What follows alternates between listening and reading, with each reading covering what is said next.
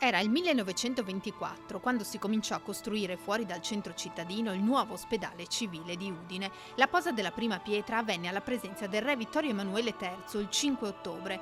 Cresciuto, cambiato, evoluto negli anni, guadagnando sempre più un ruolo di eccellenza e di riferimento importante per tutto il Friuli e non solo, il Santa Maria della Misericordia ha compiuto i suoi primi 100 anni, celebrati con una cerimonia solenne alla presenza delle autorità cittadine e regionali e di tutto il personale sanitario. Un'emozione grandissima, ma soprattutto un momento in cui ci ritroviamo per ricordare la storia, per vivere il presente e per guardare al futuro. Lo facciamo anche assieme ai nostri professionisti che sono la vera vita di questo ospedale.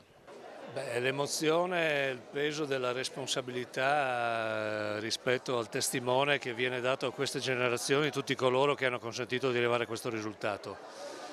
Le sfide future sono il coraggio di decisioni che non sono state prese nel tempo e che trasformino questa struttura da una struttura di protezione della salute delle persone a un luogo che ne garantisca la salute in un'articolazione che deve tenere conto dell'evoluzione tecnologica, del sistema professionale e soprattutto del bisogno delle persone, che è sicuramente cambiato perché abbiamo davanti a noi una società completamente diversa. L'assessore Riccardi ha fatto un discorso molto importante e se posso sintetizzarlo vorrei dire una frase sola: dal castello alla rete.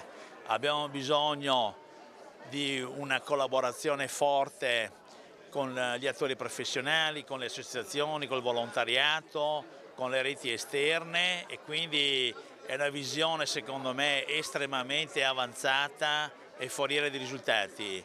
Ovviamente il rapporto con l'università è strategico e in questo sono convinto che ci siano tutte le basi per continuare.